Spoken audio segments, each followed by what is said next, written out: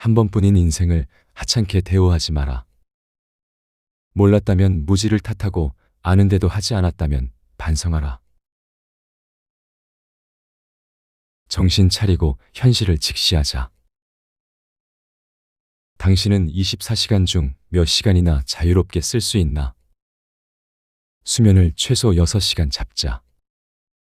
아침 저녁에 씻고 정리하는 시간은 2시간, 밥 먹는데 2시간, 출퇴근을 하거나 업무를 보기 위해 이동하는 시간 2시간, 벌써 12시간이 날아갔다. 짬짬이 쉬는 시간도 무시할 수 없다. 인간은 기계가 아니니 2시간 정도는 쉬어야 한다. 그럼 남는 시간은 10시간이다.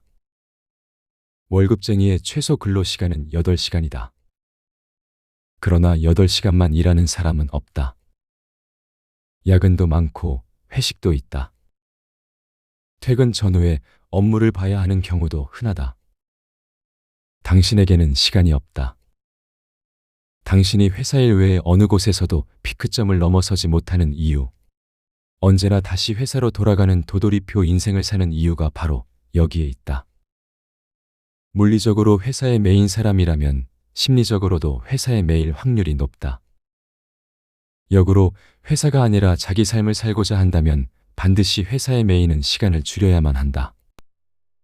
내가 만난 대부분의 월급쟁이 부자들도 재테크를 시작하기에 앞서 시간을 되찾는 일부터 했다.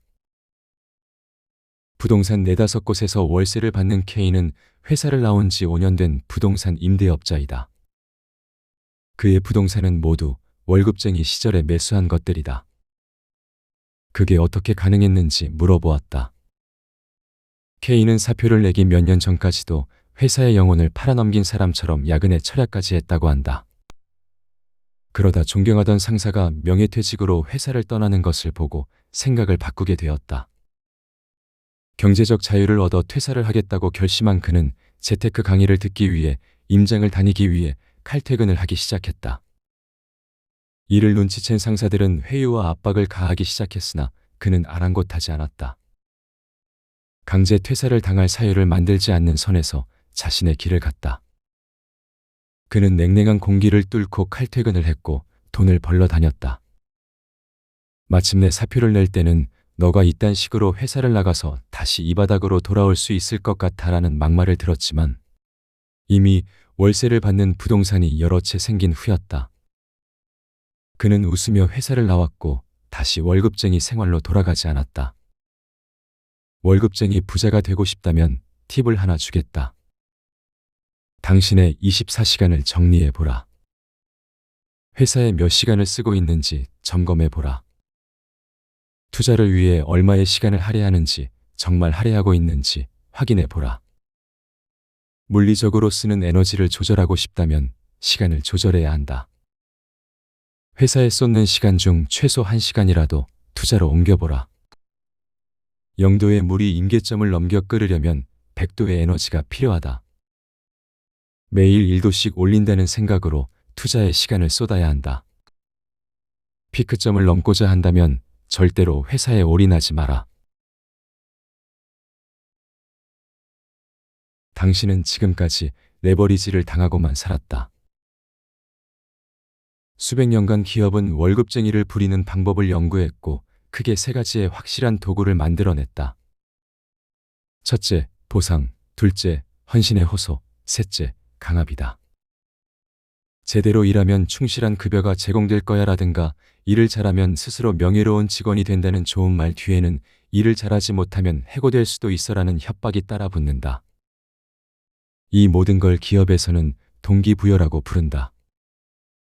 물론 모든 월급쟁이가 동기부여에 감화 감동해서 회사의 목을 메고 사는 것은 아니다. 회사 생활을 하며 성취감의 전율을 느끼고 보상을 받는 것이 즐겁다면 월급쟁이로 사는 것도 행복이다. 굳이 이 책을 들으며 시간을 낭비할 필요가 없다. 그러나 만일 월급쟁이로 사는 것이 자존감을 갉아먹고 비루한 삶의 연속이라고 느껴진다면 월급쟁이로 사는 것을 멈춰야 한다. 월급쟁이로 최선을 다한 당신에게 남을 것은 후회와 원망뿐일 테니 말이다. 회사는 월급쟁이에게 3가지를 주고 3가지를 앗아간다. 우선 회사에서 월급쟁이에게 주는 것 세 가지는 월급, 네트워크, 그리고 경력이다. 매달 월급이 들어오고 회사에서 만난 사람들은 인적 네트워크가 된다. 직장 3년차, 직무 3년차 등 경력도 생긴다. 그러나 회사 생활을 열심히 하다 보면 잃는 것도 있다. 자유, 건강, 그리고 주체성이다. 월급쟁이는 자유로울까? 결코 그렇지 않다. 공무원은 공로비, 회사원은 산업이라는 말이 있다. 하루에 최소 8시간을 직장에 매여 일해야 하니 어쩔 수 없다. 건강은 월급쟁이를 위협하는 최대 난제다. 지옥 같은 출퇴근, 야근과 회식, 과도한 스트레스까지. 요즘은 우울증과 공황장애를 앓는 직장인들이 상당히 많아졌다고 한다. 마지막으로 주체성이다. 주체적인 월급쟁이를 본 적이 있나? 극히 드물다. 상사의 눈치를 보고 회사의 결정에 따르다 보면 나는 없다. 최사원, 김대리, 이 과장만 있을 뿐이다. 그래서 대부분의 퇴직자들이 잃어버린 자신을 찾는 방황기를 경험하는 것이다. 그러나 월급쟁이는 세 가지를 잃어도 괜찮다고 생각한다. 정년퇴직이라는 소박한 꿈이 이뤄지기만 한다면 뭐든 참을 수 있다. 그러나 안타깝게도 대한민국에서 정년퇴직을 맞는 비율은 고작 10%도 채 안 된다. 통계청에서 발표한 퇴사 사유를 보면 직장 휴폐업과 사업 중단이 29.1%로 가장 많았고, 건강 악화 19.1%, 가족 돌봄 15.8%, 권고사직 명예퇴직 정리해고 11.7% 순으로 나타났다. 10명 중 1명만이 소박한 꿈을 이룰 수 있다. 그렇다면 월급쟁이들이 회사를 떠날 때 그들에게 남은 세 가지는 어떤 의미일까? 따지고 보면 별로 도움이 되지 않는다. 나의 경우 월급은 퇴사 전에 투자금이며 병원비로 다 써버렸다. 알량한 네트워크는 지금까지 연락하고 지내는 사람이 단 한 명도 없는 것으로 보아 내 삶과 아무 상관이 없다는 것을 알 수 있다. 경력은 애매한 수준이다. 그보다는 회사 생활을 하며 운전에 능숙해진 것, 엑셀을 잘 다루게 된 것, 부동산 중개소를 다니는 법을 배운 것이 더 요긴했다. 신기한 것은 내가 강의장에서 만난 많은 퇴사자들도 나와 비슷한 이야기를 한다는 것이다. 목돈을 모으고 직장 생활을 다시 시작할 수 있을 정도의 네트워크를 확보하고 남들 앞에 자랑스럽게 자신을 소개할 수 있는 경력을 가지고 회사를 그만둔 사람은 거의 없었다. 무엇이 문제였던 것일까? 악의는 없었을지도 모른다. 거지 같은 회사의 짐승 같은 사장일지라도 회사가 고의를 가지고 월급쟁이를 이용한 것은 아니라고 말한다. 그러나 회사는 회사원을 책임지지 않는다. 시스템과 프로세스가 그렇게 되어 있다. 회사가 월급쟁이에게 월급을 주는 것은 그들이 월급쟁이의 시간을 샀기 때문이다. 회사는 산 시간만큼 월급쟁이를 사용한다. 그리고 수익이 나지 않으면 사용을 멈추고 쓸모가 없어진 회사원을 그대로 회사 밖으로 내쫓는다. 최선을 다했지만 빈손으로 회사를 떠나면서 아무것도 남지 않게 될 것을 그때는 몰랐다고 후회해도 소용없다. 그렇게 끝날 것을 미리 알지 못한 것은 당신 탓이다. 알았다면 이제부터라도 빈손으로 세상에 던져질 날을 준비해야 한다. 하루라도 빨리. 꿈부터 깨라. 이직한다고 바뀌는 건 없다. 월급쟁이들은 이직이 자신의 삶을 더 낫게 만드는 좋은 방법이라고 생각한다. 직장 생활 3년차쯤 이직하면 연봉을 꽤 올릴 수 있을 거라 기대한다. 그러나 그게 뭐 크게 달라지는 게 있을까? 그 돈으로 원하는 삶을 살 수 있을까? 꿈부터 깨라. 이직한다고, 좋은 직장에 들어간다고 달라지는 건 아무것도 없다. 더 열심히 일하면 좋은 곳에 갈 수 있다는 뻔한 자기계발 레퍼토리에 속지 마라. 장담컨대 바뀌는 건 없다. 그렇게 쉽게 바뀔 것 같았으면, 그렇게 쉽게 끝날 것 같았으면 과로사가 왜 사회 문제가 되었겠나. 무작정 견디는 일 따위 당장 때려치워라. 냉정하게 말해서 우리는 사회생활을 통해 작은 소모품에서 큰 소모품으로 거듭나고 있을 뿐이다. 한국 사회에는 소모품의 가치가 너무 쉽게 정해진다. 당신의 가치는 학벌과 토익 성적, 그리고 갖가지 스펙에 의해 평가될 뿐이다. 큰 회사에서는 가치가 큰 소모품을 원한다. 경력을 쌓는 일은 작은 소모품에서 큰 소모품으로 바뀌기 위한 피나는 과정일 뿐이다. 그럼에도 운이 좋아서, 능력이 출중해서, 인맥이 좋아서 이직에 성공했다고 치자.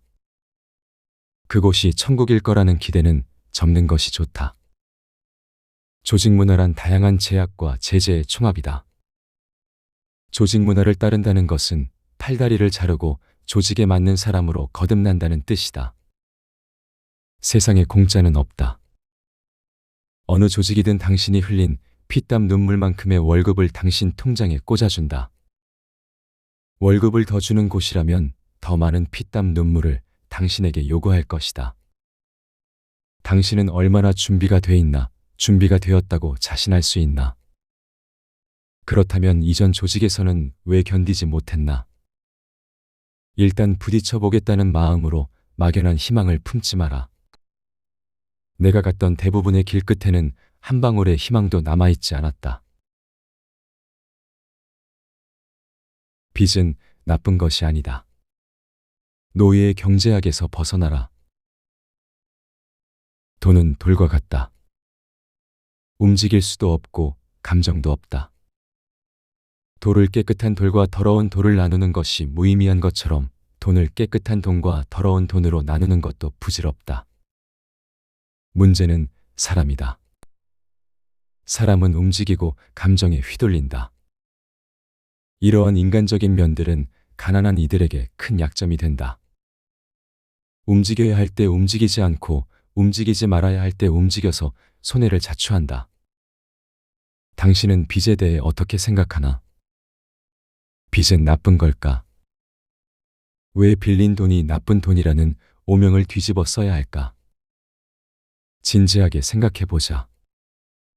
나는 빚이라는 말에 가슴이 철렁 내려앉고 마음이 무거워진다는 이들에게 노예의 경제학에서 과감히 벗어나라는 쓴소리를 한다.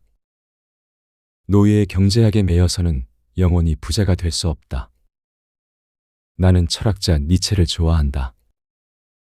그는 도덕을 주인의 도덕과 노예의 도덕으로 구분했다. 주인의 도덕은 좋음과 나쁨을 기준으로 의사 결정을 내린다.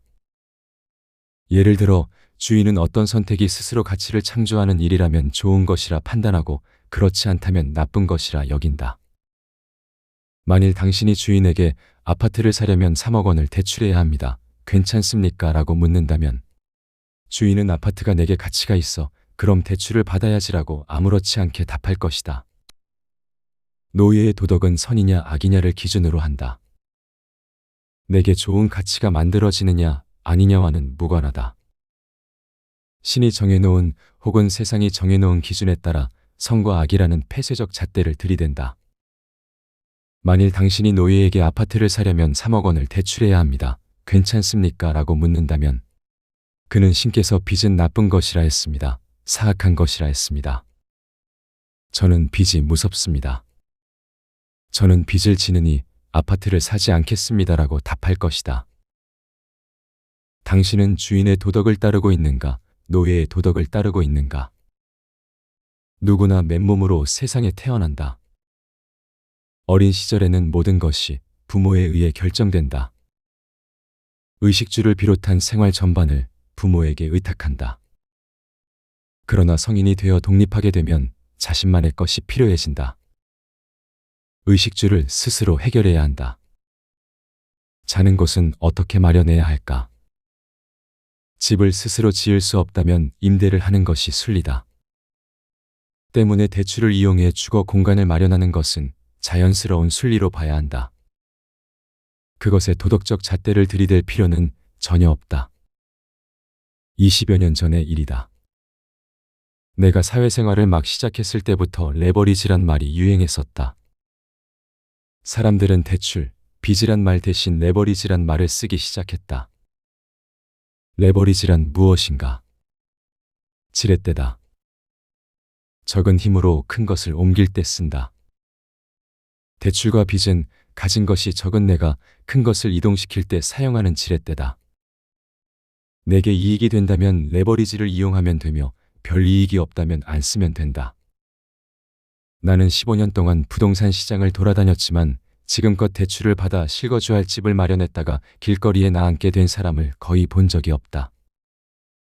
떨어지는 집값에 기가 눌려 손해를 보고 집을 판 사람은 봤지만 그 역시 길거리에 나앉지는 않았다.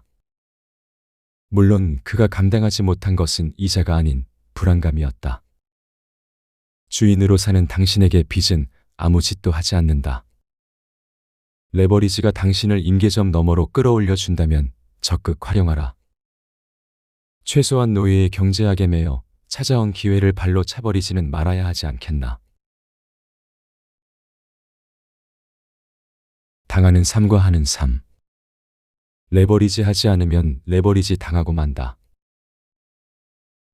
월가의 영웅으로 불리는 피터 린치는 집 없는 사람은 주식 투자를 하지 말라고 했다. 왜 그랬을까? 집이 경제적 안정성은 물론 심리적 안정성까지 보강해 주기 때문이다. 내가 어릴 적에 부모님은 돈이 없어서 집을 사지 못했다. 그래서 늘 셋집에서 살았다. 처음에는 월세, 다음에는 전세, 나는 늘 주눅이 들어 있었다. 어떤 날은 임대인이 찾아와 집이 팔려서 그만 나가주어야겠다고 말했다. 볕도 잘 들지 않고 가끔은 비도 새는 그 집의 임대인은 참 당당했다. 어린 나는 우리 집이 도대체 얼마에 팔렸는지 궁금했다. 또 우리 집은 왜 돈이 없는지도 궁금했다. 하지만 어린 나이였음에도 부모님의 대화를 통해 알게 된 사실들은 나를 몹시 화나게 했다. 어른의 언어로 정리한 상황은 이렇다. 우리 집은 집값의 60%를 부담하고 있었다. 집주인이 매매가 1억 원짜리 그 집을 샀다면 6천만 원은 우리 전세금으로 충당했다는 것이다. 그런데 집주인은 그 집을 1억 4천만 원에 팔았다. 4천만 원이라는 돈이 생겼음에도 우리 가족은 단 한 푼도 받지 못하고 살던 집에서 쫓겨나기까지 했다. 반면 집주인은 자신이 넣은 돈의 100%를 수익으로 가져갔다. 나로서는 이해가 가지 않고 화가 나는 대목이었다. 지금 생각하면 우리 가족은 늘 레버리지를 당하는 쪽이었다. 집주인은 우리 가족의 전세금을 지렛대 삼아 높은 수익을 거두었다. 부모님을 고용한 사업주들은 부모님의 노동을 레버리지 삼아 사업을 키웠다. 투자를 시작하며 나는 레버리지를 당하는 쪽과 레버리지를 하는 쪽의 차이가 무엇인지 확인했다. 우리 가족은 빚을 내는 것에 대한 두려움과 공포, 집은 여유 있는 사람들이 사는 거라는 오해. 만약에 집을 산다면 이것보다는 더 좋은 집을 사고 싶다는 막연한 환상도 갖고 있었다. 반면 집주인은 집을 사면 언젠가 오른다는 확신, 살지도 않는 집에 4천만 원을 투자할 수 있는 용기, 제때 사고 파는 실행력을 갖고 있었다. 우리 가족은 하나도 갖지 못한 것들이었다. 롬무어는 레버리지에서 레버리지는 당신의 시간이 크고 지속적인 부를 창조하는 데 사용하고 당신이 할 수 없거나 하기 싫지만 성취하기 위해 해야만 하는 시간 낭비를 근절하는 시스템이다라고 정의했다. 레버리지를 잘 활용해야 하는 대표적인 종목이 사업과 투자이다. 회사는 자본과 토지, 노동을 레버리지해서 수익을 만든다. 일개 직원은 몇 천만 원에서 많아야 수십억 원의 돈을 벌지만 법인은 조 단위 수익을 올린다. 이 차이를 만드는 것이 레버리지다. 투자는 임대차 혹은 대출이라는 레버리지로 수익을 만든다. 4천만 원으로 1억 원의 집을 살 수 있는 방법은 임대차로 전세금을 차용해 쓰거나 대출을 일으켜 6천만 원을 메우는 것뿐이다. 상승분에 대한 이익은 오롯이 투자자가 가져간다. 임차인은 집이라는 거주 공간을 사용할 권리를 그것도 제한된 기간 동안 가질 뿐이고 은행도 약정이자 이상으로 더 많은 돈을 요구할 수 없다. 임대인이 독점 수익을 가져간다. 극단적으로 부자는 레버리지를 당하지 않는다. 가난한 사람들은 더 열심히, 더 오래 일하며 레버리지를 당하는 삶을 살아간다.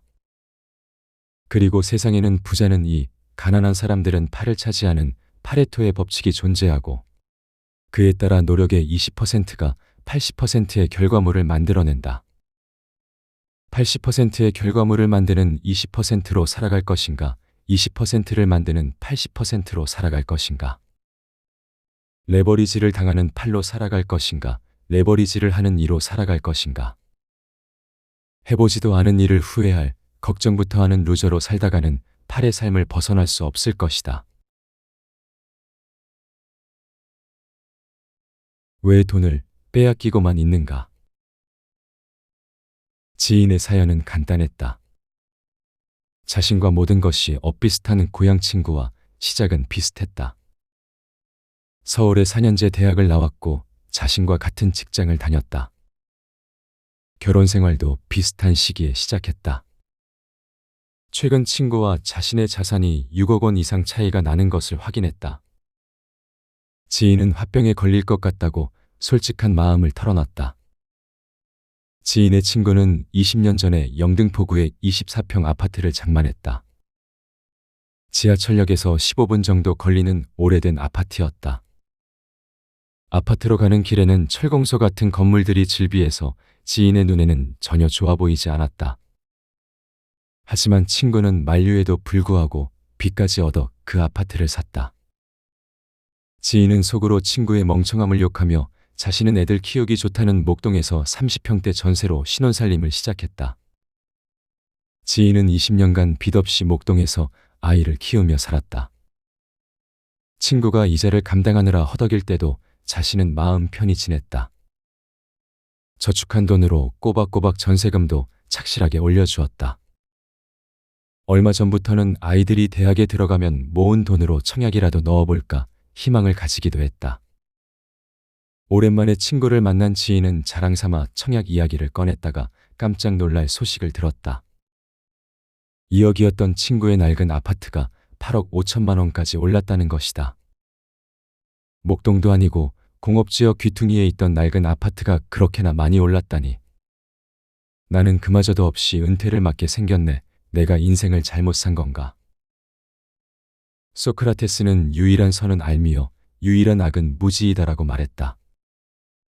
지인의 유일한 죄는 무지였다. 그의 억울함도 무지에서 비롯된 것이었다. 지인이 흘려보낸 20년 동안 대한민국에서는 무슨 일이 있었는가? 2004년에 2,510원이었던 최저시급은 2025년에 1,030원으로 무려 4배나 올랐다. 지인은 친구가 산 2억 원짜리 아파트가 8억 5천만 원까지 올랐다고 거품을 물고 말했지만 그래봐야 4.25배 오른 것에 불과하다. 최저시급 상승분과 비슷하게 올랐을 뿐이다. 인플레이션은 자본주의 사회에서는 반드시 나타날 수밖에 없는 법칙과 같은 것이다. 이자를 지급하는 동안 화폐는 늘어난다. 지폐 대비 증가수가 크지 않은 재화와 서비스의 가격은 인플레이션의 포화 속에서 그 값을 올린다. 극단적으로 인플레이션은 강도다.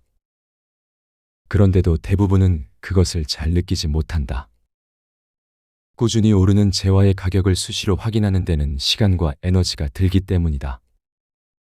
대부분 사는데 바빠 눈을 감고 귀를 닫고 살아간다. 가끔 눈을 뜨고 귀를 열 때가 있기는 하다. 대한민국 성인이 아파트를 사고 파는 건 평균적으로 11년에 한 번이다. 그때 잠깐이다. 인플레이션이라는 강도랑 딱 눈을 마주치는 시간이다. 그런데 이상한 점이 있다. 인플레이션이라는 강도를 만난 사람들의 반응이다. 일반적으로 강도를 만난 사람들은 강도 잡아라 소리치고 강도를 당하지 않게 금고를 사고 울타리를 친다. 그런데 인플레이션이라는 강도를 만난 사람들은 그렇지 않다. 강도가 지나갔다며 앉아서 한탄만 한다. 그때 금고를 샀어야 했는데, 그때 울타리를 세워야 했는데 이런 후회만 한다. 인플레이션이라는 강도를 대면한 사람들의 천편일률적인 반응이다. 자본주의의 룰을 알아야 한다. 부자가 되고 싶다면 인플레이션이라는 강도부터 막아야 한다. 자본주의 사회에서 부자가 되는 사람들은 인플레이션이라는 강도를 잘 막는 존재들이다. 인플레이션이라는 강도를 잘 막지 못하는 사람들은 계속 가난하게 살 수밖에 없다. 친구가 산 아파트 가격이 올라서 배가 아프고 머리가 아프고 잠을 못 자겠다. 그래, 사촌이 땅을 사도 배가 아픈데 그 정도면 엄청나게 아파서 잠을 못 잘 지경인 건 당연하다. 그러나 생각해보자. 앞으로는 어떻게 될 것 같나? 친구에게는 아파트가 있고 당신은 없다. 인플레이션은 계속해서 일어날 텐데 누가 더 유리할까?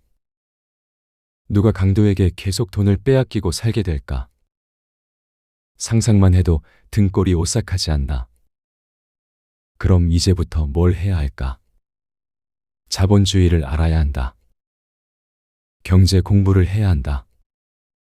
인플레이션을 막아줄 자산을 마련해야 한다. 그래야 강도 걱정 없이 두 다리 쭉 뻗고 잘 수 있을 것이다. 결론적으로 강도를 대비해야 하는 지인이 가야 할 곳은 정신과가 아니라 강의장이다. 수면제를 먹으면 잠은 잘 수 있겠지만 후회와 자책감, 그리고 나만 계속 잃어버리고 있구나 하는 억울함은 누구도 해결해 주지 못할 테니 말이다. 인플레이션은 공기와 같다. 언제 어디에나 있지만 당신이 모를 뿐. 아직도 부동산 대폭락을 기대하며 현금을 쌓아두는 이들이 있다. 중학교 때 배운 가격 결정이론을 떠올려 보자. 가격을 결정하는 것은 수요와 공급이다. 수요는 적은데 공급이 많으면 가격은 내려가고 수요는 많은데 공급이 적으면 가격은 올라간다. 요즘 같은 글로벌 시대의 전쟁은 수요와 공급의 불균형을 일으키는 대표적인 원인이다. 우크라이나 전쟁, 이스라엘 팔레스타인 전쟁은 지구 반대편에 사는 우리 삶에도 영향을 미친다. 우리나라는 에너지부터 식품, 의료, 제조업, 부품까지 다양한 분야에서 수입에 크게 의존하고 있다. 무력 충돌로 수입에 제재가 가해지거나 수출입에 문제가 생기면 국내 업체도 영향을 받고 가격이 오른다. 그러나 이러한 수급 불균형에 의한 물가 인상은 길게 보면 일시적이다. 평화협정으로 불시의 문제가 해결되거나 경쟁사가 나타나 제품 생산을 늘리면 자연스럽게 해결된다. 물가와 관련한 용어는 크게 세 가지다. 인플레이션, 디플레이션, 스태그플레이션이 있다. 현실 세계에서 물가가 떨어지는 디플레이션과 물가가 정체되는 스태그플레이션은 인플레이션에 비해 자주 나타나지는 않는다. 우리의 돈을 빼앗아가는 인플레이션은 수요와 공급보다는 늘어나는 화폐에 더 큰 영향을 받는다. 시중에 돈이 꾸준히 풀리면서 우리는 인플레이션을 여러 번 겪었고 그에 따라 자산 가격도 지속적으로 상승해 온 것이다. 그렇다면 돈은 왜 자꾸 불어나기만 할까? 가장 주된 이유는 정부가 계속해서 화폐를 찍어내기 때문이다. 정부에서는 경기 부양, 사회 안전망 확충 등의 이유로 돈을 사용한다. 세금으로 충당하지 못하면 화폐를 발행해 자금을 마련한다. 지난 코로나 시국을 보자.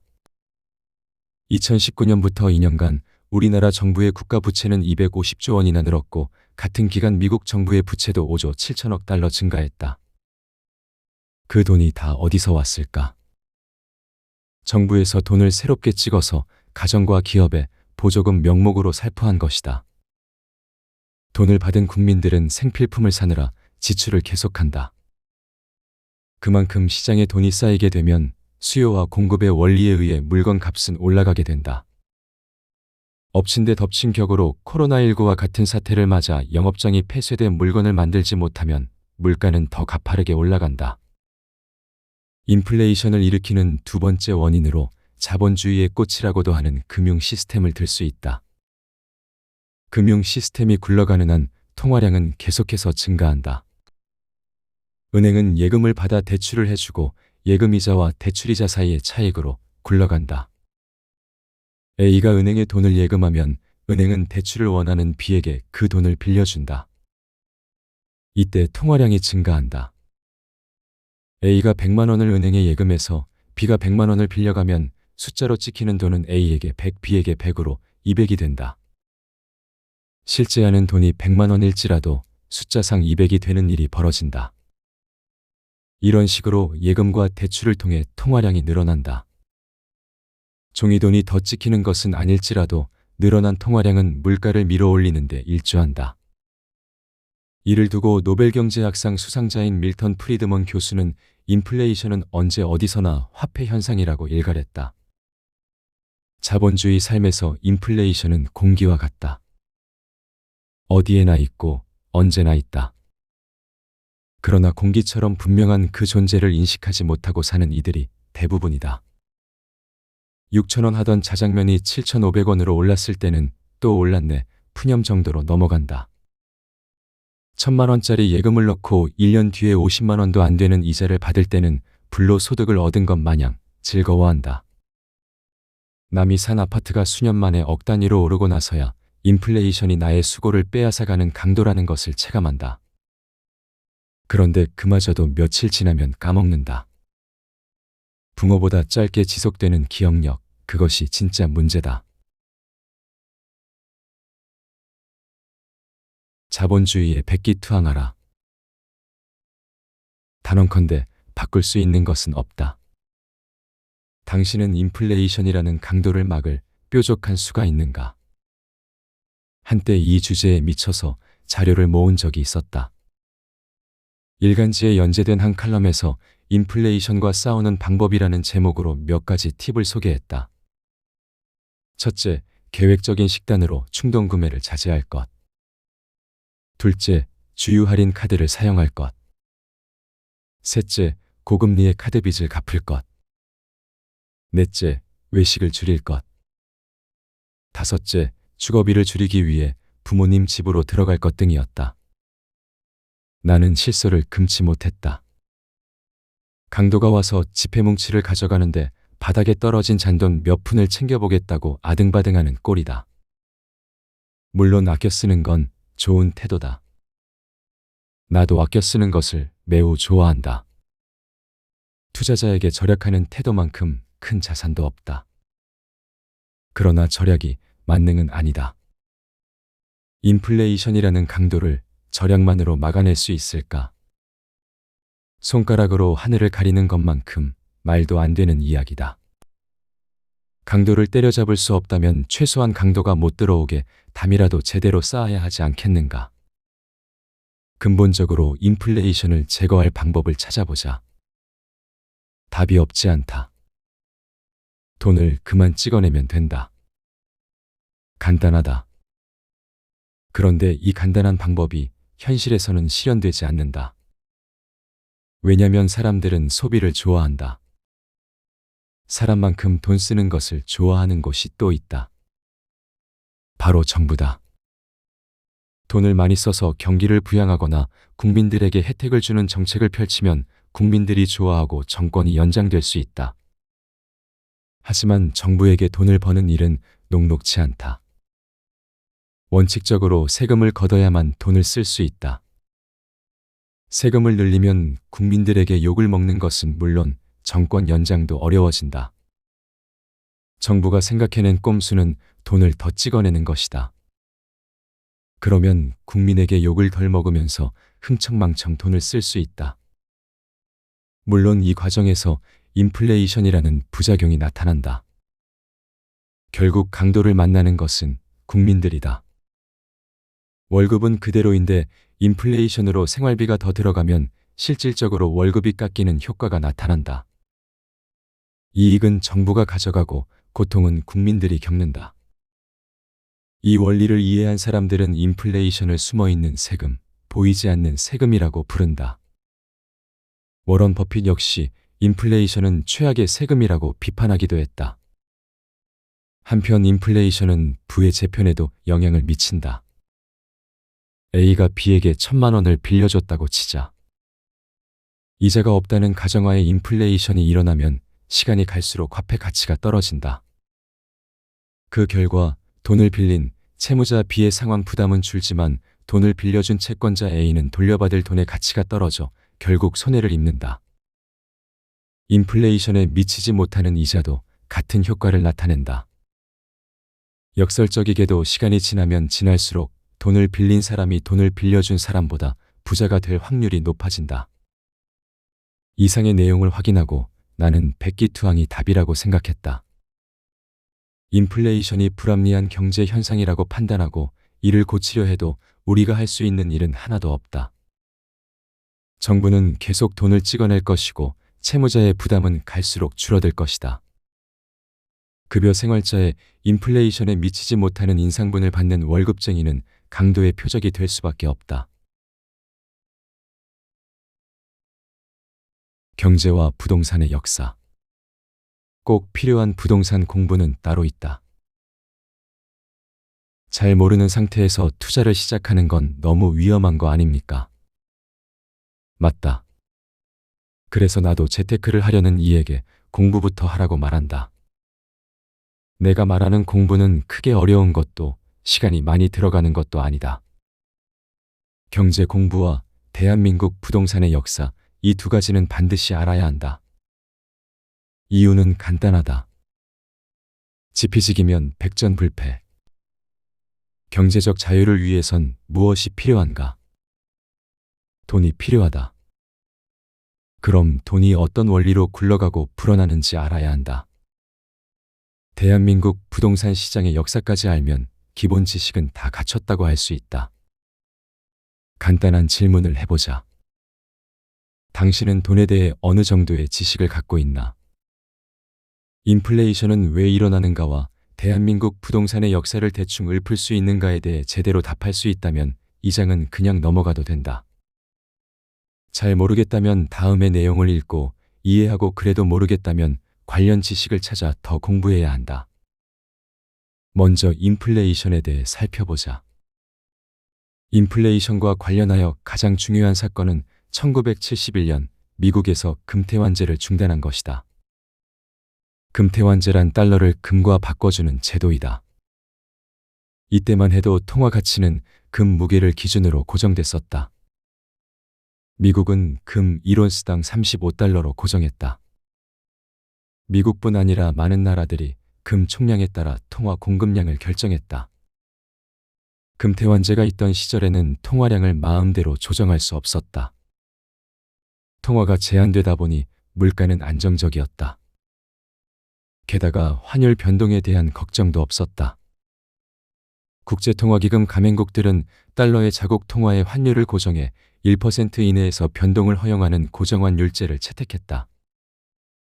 그러나 금태환제는 여러 부작용을 낳았다. 금공급량이 세계 교역량과 부의 증가를 따라가지 못하자 디플레이션이 발생했다.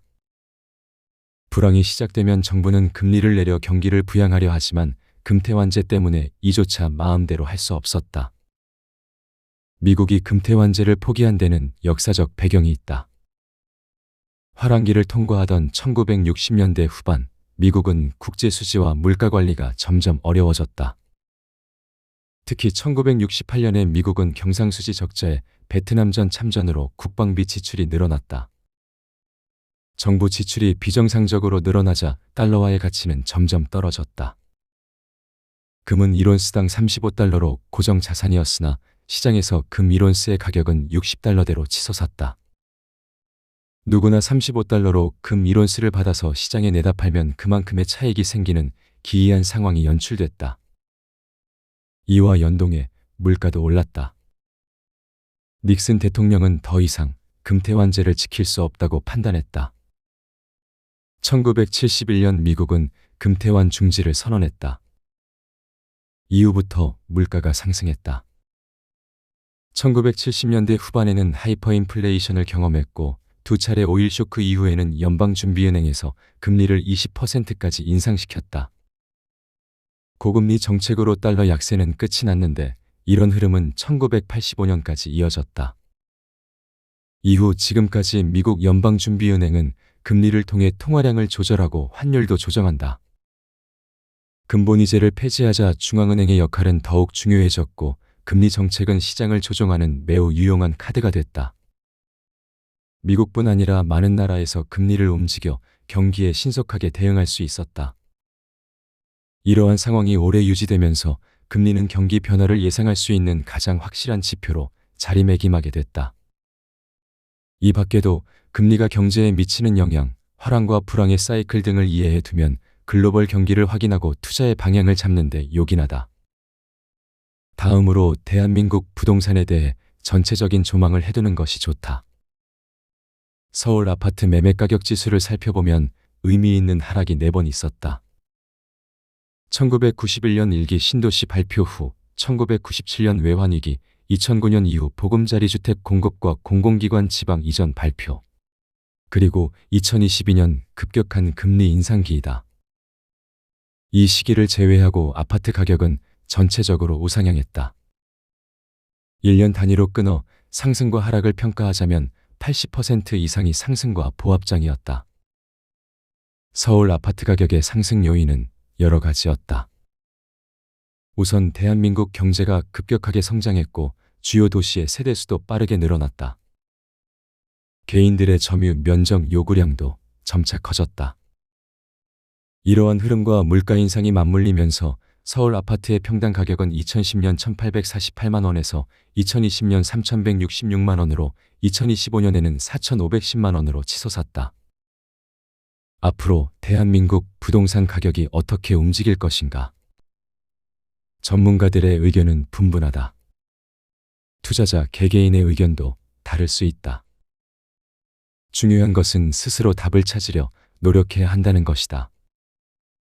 투기와 투자를 가르는 기준점 역시 알고 모르고의 차이일 뿐이다.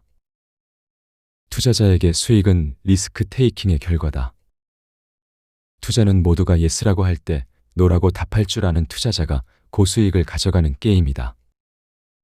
남들과 다른 답을, 그것도 맞는 선택을 하려면 먼저 그 기준과 판단력을 갖추고 있어야 한다. 역사는 반복된다. 침체기 후에 반드시 호황기가 온다. 이번엔 다르다라는 책이 있다. 천재 경제학자로 불리는 케네스 로고프 하버드대 교수는 800년 동안 66개국에서 반복된 호황과 불황의 역사를 통해 금융 흐름의 패턴을 발견했다. 사람들은 호황기에 이번엔 다르다며 영원히 호황이 계속될 것처럼 말하지만 언젠가 버블은 꺼지고 불황 끝에 새로운 버블이 탄생한다는 것이다. 현재의 시장이 영원할 것이라는 믿음은 틀렸다. 변하지 않는 시장이란 없다. 과거에도 그랬고 미래에도 그러할 것이다. 코로나로 사회적 거리두기가 시작되던 2020년 8월, 우리나라의 마스크 제작사는 137개사에 불과했다. 그래서 급격히 늘어난 마스크 수요에 대응하지 못했다. 수출이 제한되고 경찰에서 담합 거래를 수사했다. 사장 아들이 마스크를 빼돌렸다가 수사를 통해 적발되기도 했다. 그래서 많은 이들이 마스크 제작에 뛰어들어 마스크 제작사는 기존의 10배가 넘는 1,700곳까지 급증했다. 그러나 화랑은 오래가지 못했다. 시장이 꺾이면서 여기저기서 곡소리가 났다. 2023년 2월 사회적 거리두기가 해제될 때 국내 마스크 제조사는 1,505개사가 되었다. 마스크 의무화가 사라지자 마스크 가격은 급락했다. 수요는 줄고 공급자는 많으니 생산 비용에도 미치지 못하는 가격으로 덤핑 판매가 되기도 했다. 곧이어 영세업체부터 문을 닫기 시작했다. 이들이 말한 적자는 수십억에 달했다. 코로나는 전례 없는 사건이었지만 전염병의 역사에서 보면 또 한 번의 팬데믹에 지나지 않았다. 14세기 유럽의 흑사병, 17세기 신대륙의 천연두, 1918-19년의 스페인 독감 등 무수한 팬데믹에서 인류는 살아남았고 팬데믹은 어떤 형태로든 종식되었다. 현대에 가까워질수록 팬데믹의 유행 기간은 점점 짧아졌다. 이러한 배경을 이해한다면 문외한이던 사업자가 무턱대고 마스크 생산업에 뛰어드는 일은 하지 않았을 것이다. 마스크 산업의 흥망성쇠는 시장은 변한다는 것을 보여주는 작은 사건에 불과하다. 호황과 불황은 끊임없이 반복된다. 이를 경기라고 부른다. 투자자가 알아야 할 경기에 영향을 미치는 요소는 크게 3가지이다. 첫 번째는 투자자다. 일반적인 투자자는 잠재적 위험을 충분히 평가하지 않고 낙관적으로 미래를 본다. 주식이나 아파트 가격이 계속 오를 것이라는 예측을 믿는다. 이런 낙관론은 시장의 버블을 일으키고 한순간 버블이 터지면 시장은 붕괴한다. 두 번째는 경제의 순환 사이클이다. 경제 성장은 단번에 일어나지 않는다. 계단식으로 움직이기도 하고 이보전진에 일보후퇴를 하기도 한다. 그러나 확장과 침체는 계속 반복돼 나타난다. 마지막으로 정부의 영향이다. 정부는 경제를 살리기 위해 금리를 움직이고 직접 돈을 푸는 재정 정책을 펼친다. 잘못된 정책으로 침체나 버블이 나타나기도 하지만 하나의 경제 상황이 지속되는 것을 막기 위해 정부는 생물처럼 시장에 관여한다. 투자자는 각각의 요소들이 시장과 어떤 상호작용을 펼치는지 알아야 한다. 투자자에게 과거의 역사는 기출 문제와 같다. 기출 문제를 많이 풀수록 실전 문제에도 자신감이 붙는다. 나는 가난뱅이 투자자였다. 한 번의 실패라도 덜하려고 노력했다. 그래서 남들은 거들떠보지 않는 책을 보고 유튜브도 보았다. 현재의 호황으로 미래를 낙관하거나 현재의 불황으로 미래를 비관하는 것들은 가장 먼저 걸렀다. 도끼로 내리찍듯 내가 가진 선입견, 오류, 착각을 깨주는 것들만 보고 들었다. 그렇게 스스로를 터뜨리면서 시장을 배워나갔다. 영원한 것은 어디에도 없다. 시장이 유지될 거라는 착각이 가장 위험하다. 찰리 채플린은 이렇게 말했다. 인생은 멀리서 보면 희극이지만 가까이서 보면 비극이다. 나는 이렇게 말하고 싶다. 부동산 가격은 멀리서 보면 완만한 상승이지만 가까이서 보면 상승과 정체 그리고 하락장의 합이다. 통상적으로 대한민국 부동산 가격을 10년 단위로 끊어서 보면 마이너스 구간이 하나도 없다고 한다. 어느 시기를 기준으로 하든 10년 뒤에는 가격이 올라 있다는 말이다. 그러나 부동산에도 버블이 끼는 구간이 있다. 가격이 급등한 후에는 침체기가 오고 한동안 가격은 떨어진다. 버블기를 무사 통과하는 것이 투자자에게는 가장 큰 숙제라고 할 수 있다. 하지만 사고 파는 데 재미가 생긴 투자자는 버블기에도 좀이 쑤셔서 견디지 못한다. 팔면 사고 싶고 사면 또 팔고 싶다. 밑바탕에는 시장이 그대로 유지돼 장기 호황의 시기가 올 거라는 막연한 기대 혹은 믿음이 깔려 있다. 그러나 투자자의 예상은 여지없이 빗나간다. 버블은 지나고 나야만 알 수 있다. 꺾이고 난 후, 돈을 잃고 난 후에 땅을 치고 후회해봐야 소용없다. 2021년 7월까지 0.5%였던 금리는 2023년 1월 3.5%까지 상승했다. 1년 반도 안 돼 금리가 7배 상승한 것이다. 미국의 경우 더 가관이었다. 2022년 2월 0.25%였던 금리는 2023년 7월 5.5%까지 상승했다. 1년 4개월 만에 무려 22배나 오른 것이다. 모든 자산 시장이 가시밭이 됐다. 부동산은 직격탄을 맞았다. 코로나로 시중에 돈이 풀린 데다 저금리로 버블이 형성되던 차에 금리 이슈가 생기자 부동산 가격은 단기간에 30에서 50% 빠졌다. 누구도 예상치 못한 상황이어서 충격은 더 컸다. 나는 부동산 투자자로서 그 시장의 한복판에 서 있었다. 시장의 칼바람을 온몸으로 맞았다. 물론 처음에는 상황을 받아들이지 못했다. 시장이 꺾였다고 보지 않았다. 단기간의 일시적인 조정일 거라고 봤다.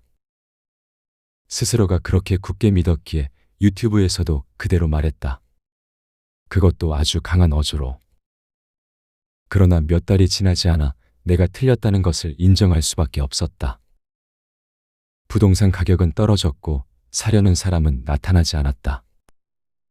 시장은 계속 곤두박질 쳤고 여기저기서 곡소리가 났다. 나도 엄청난 손실을 보았다. 찰리 먼거 바이블에는 오판의 심리학이라는 챕터가 있다. 허구와 착각, 실수와 오해, 갈등이 가득한 세상에서 투자자는 무엇을 주의해야 할까? 저자는 편향과 오류, 착각, 선입견, 편견, 나쁜 습관이 투자를 크게 망칠 수 있다고 경고했다. 현장에서 내가 가장 공감한 것은 확증 편향이다. 확증 편향이란 자신의 주장에 부합하는 정보에만 주목하고 그 외의 정보는 무시해버리는 사고방식과 태도를 말한다. 나의 경우 부동산 침체기에는 확증 편향이 그나마 덜 나타났다. 자본주의 시스템과 인플레이션의 원리를 잘 알고 있기 때문에 곧 회복될 것이라는 강한 믿음을 가지고 버틸 수 있었다. 문제는 부동산 상승기였다. 내가 예상했던 시장이 찾아와서 예상대로 가격이 올라갈 때는 이 시장이 영원할 것 같은 착각에 빠졌다. 그래서 금리 인상 같은 치명적인 적신호도 무시하고 말았다. 결국 생사를 도려내는 것 같은 고통을 맛보았다. 시장은 언제까지 유지되지 않는다는 진리를 모르지 않았음에도 말이다. 버는 것보다 지키는 것이 중요하다. 투자자의 마인드를 세팅하라. 솔직히 병아리 투자자였을 때부터 투자는 버는 것보다 지키는 것이 중요하다는 말을 많이 들었다. 멍청한 나는 그 말을 잘 이해하지 못했다. 당장 눈앞에 보이는 기회를 놓칠 수 없었고 몇 번의 거래를 더하면 따블의 수익을 올릴 것 같은 욕심에 눈이 멀었다. 그러다 시장이 꺾였을 때 철저히 패배감을 맛보았다. 많이 잃고 나서야 지키는 것이 버는 것보다 중요하다는 것에 1000% 공감하는 투자자가 됐다. 나는 2022년 이후 많은 손실을 보았다. 빠르게 쌓아 올린 모래성이 빠르게 무너지는 것처럼 단기간에 얻은 수익의 대부분을 시장에 뱉어냈다. 이 과정에서 나는 버는 것과 지키는 것에는 완전히 다른 자질이 필요하다는 것을 깨달았다. 돈을 버는데 필요한 자질은 3가지이다. 리스크를 감수하는 용기, 미래를 긍정적으로 바라보는 낙천성, 생각한 것을 실천할 수 있는 적극적인 태도. 물론 쉬운 것은 아니지만 노력만 하면 누구나 얻을 수 있는 자질이다. 그러나 돈을 잃지 않는 데 필요한 자질은 앞선 3가지와 거리가 멀다. 내 결정이 틀릴 수 있다는 겸손함, 내 결정이 틀릴 수 있을 때 쓰라린 손실이 따라올 것에 대한 두려움. 이 2가지 자질은 엄밀히 능력이라기보다 심성에 가깝다. 타고나길 겸손하고 세상에 대한 두려움이 있어야 한다. 돈을 버는 데만 집중한 사람들은 그간의 성공이 만들어낸 자만심과 오만함에 취하기 마련이다. 그 결과는 참혹하다. 한 번이라도 불을 일군 경험이 있다면 이제 잃지 않는 훈련을 해야 한다. 이는 시장에서 살아남는 방법과도 관련이 있다. 주식과 부동산을 막론하고 시장에 머문 투자자라면 앞날에 대한 통찰력과 자신의 심리를 조절할 수 있는 강인한 정신력을 갖추어야 한다. 자만심과 욕심을 통제해야 잃을 수 있는 기회를 잘 흘려보낼 수 있다. 투자자는 지뢰밭을 건너는 용병이다. 아무리 조심해도 매복해 있는 모든 리스크를 예견하고 해결할 수는 없다. 게다가 실패의 고통을 하소연할 곳도 없다. 모든 것이 자신의 결정이고 책임이다. 한 가지 희망적인 것은 크게 넘어져 자신을 추슬러 본 투자자는 남다른 깊이의 통찰을 얻게 된다는 것이다. 시장에 오래 머문 투자자는 어떤 실패는 불가항력처럼 찾아온다는 것을 안다. 실제로 평생 1주택을 고집하는 실거주자나 한 번에 투자만 하고 시장을 떠나는 이들을 제외하면 대부분 크고 작은 손실을 경험한다. 그렇기 때문에 더더욱 버는 것보다 지키는 것을 우선해야 한다. 미래를 낙관하고 성장을 기대하지만 중간중간 지뢰밭을 만날 수도 있다는 것을 이해하라. 수익을 얻는 것은 차선이요, 잃지 않는 것은 최선이다. 잃은 후에도 다시 수익을 올릴 수 있다는 것을 믿는 것은 신선의 경지다. 남들 때문이 아니다. 다 너 탓이다. 가난할 수밖에 없는 방식으로 살지 마라. 나는 가난했기 때문에 가난하게 살 수밖에 없는 방식을 안다. 바로 남 탓을 하며 살면 된다. 사장학개로 내는 다음 중 사장의 잘못이 아닌 것은? 이라는 질문이 나온다.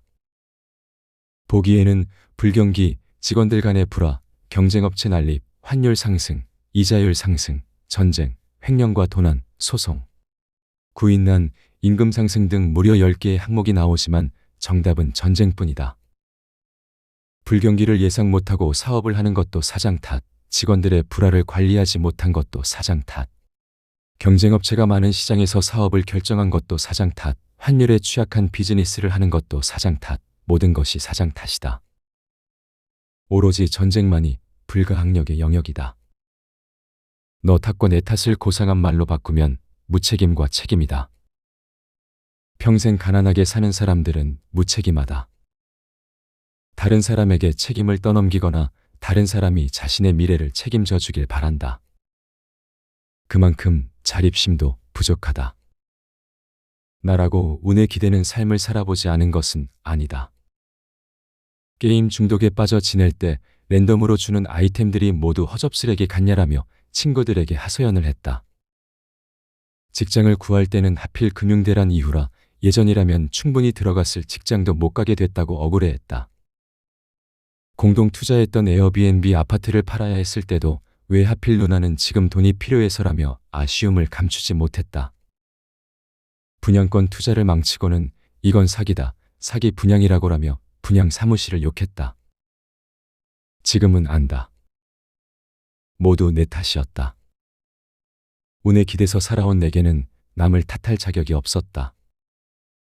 무책임한 투자자에게 실패는 당연한 결과였다. 책임지는 삶은 스스로를 통제할 줄 안다. TV를 보는 대신 학원을 가는 것, 주말마다 늦잠을 자는 대신 조깅을 하는 것, 명품을 사는 대신 청약저축에 가입하는 것. 모두가 스스로를 통제하는 것이다. 그 통제가 쌓이고 쌓였을 때 진정한 자유를 얻을 수 있다. 가기 싫은 삼류대학에 가지 않을 자유, 병든 몸을 치료하기 위해 병원에 다니지 않아도 되는 자유. 열악한 환경에서 좋은 환경으로 주거지를 옮길 자유가 만들어진다. 짧은 인생, 남 탓을 하느라 허비하지 마라. 평생 살아온 대로 살다가 예정된 가난한 삶으로 인생이 끝날 수 있다. 인생의 변화가 없다면 그건 아무것도 하지 않은 당신 탓이다. 피크점을 넘어서라. 우상향 직선, 그 선이 당신의 능력치라고 가정하자. 각도는 다르지만 다들 우상향으로 인생을 설계한다. 시간의 흐름에 따라 삶은 나아진다. 조직에서는 연차가 쌓이고 연차가 쌓이면 월급도 오른다. 자연스럽게 자산도 많아진다. 투자의 성과도 결과적으로는 우상향이다. 인플레이션의 영향으로 시간의 흐름에 따라 자산은 상승한다. 그러나 능력치의 변화는 직선이 아니라 철저히 계단식이다. 정체 시기와 성장 시기가 명확히 구분된다. 정체를 끝내지 못하면 성장은 오지 않는다. 하나의 투자가 완성돼 수익금이 쌓여야 다음 단계로 올라갈 수 있다. 부자가 되고 싶다면 반드시 뛰어오름의 시기, 다른 말로 티핑 포인트를 경험해야 한다. 티핑 포인트를 경험하지 못하면 영원히 정체의 구덩이에 갇히게 된다. 성장이 없으면 정체 끝에 퇴보밖에 남지 않는다. 대부분의 월급쟁이가 걷는 제자리 걸음의 삶이다.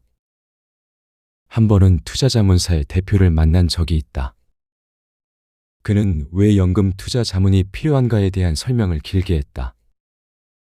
미래가 불안정한 투자자에게는 솔깃한 이야기였다.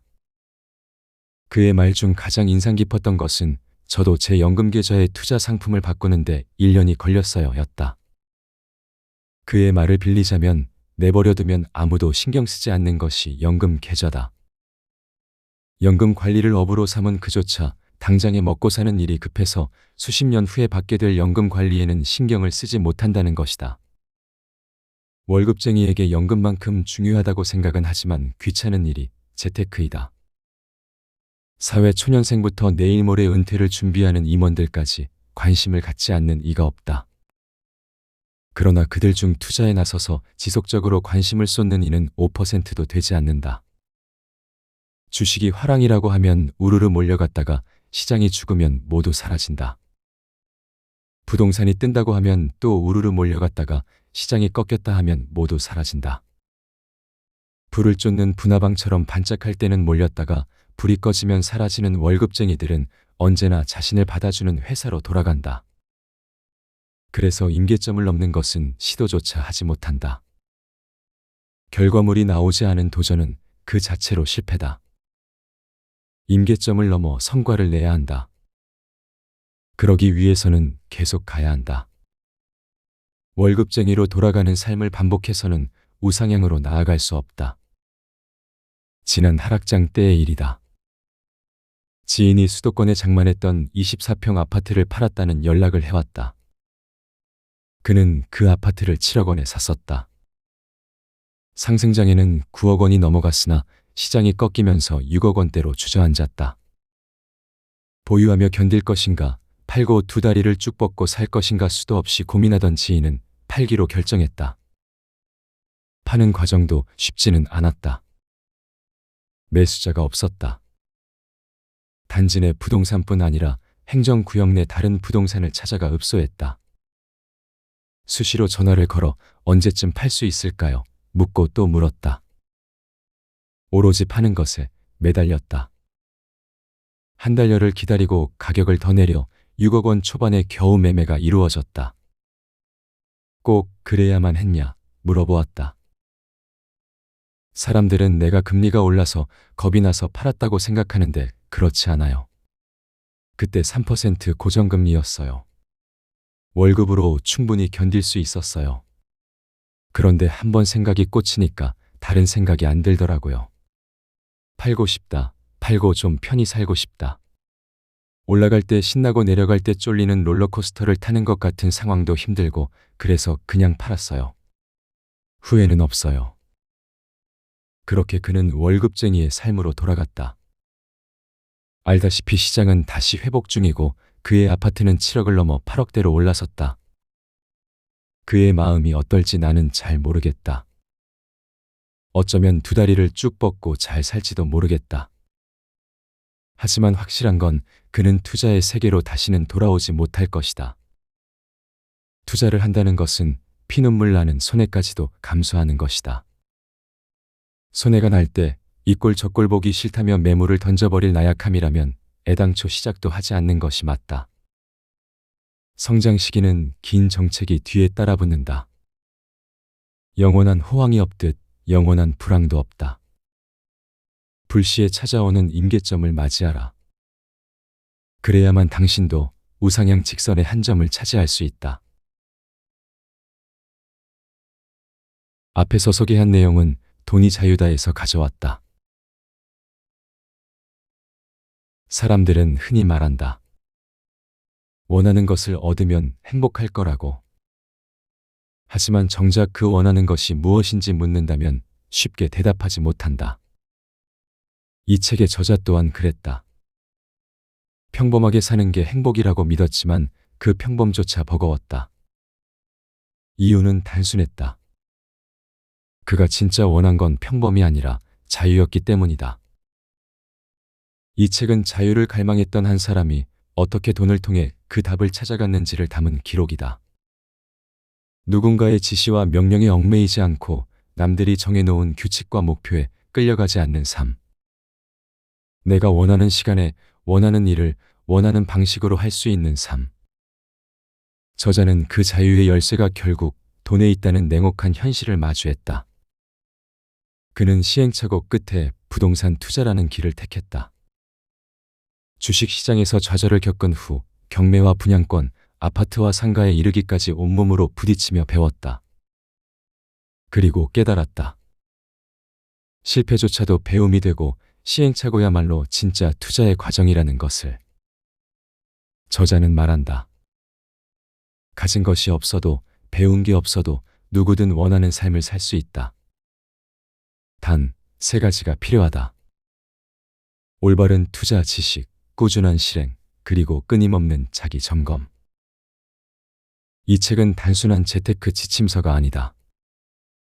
자유를 향해 몸부림친 한 사람의 솔직한 고백이자 같은 길을 걷고 싶은 이들에게 건네는 초대장이다. 당신이 진짜 원하는 삶이 무엇인지 묻는 순간 이 책의 이야기는 시작된다.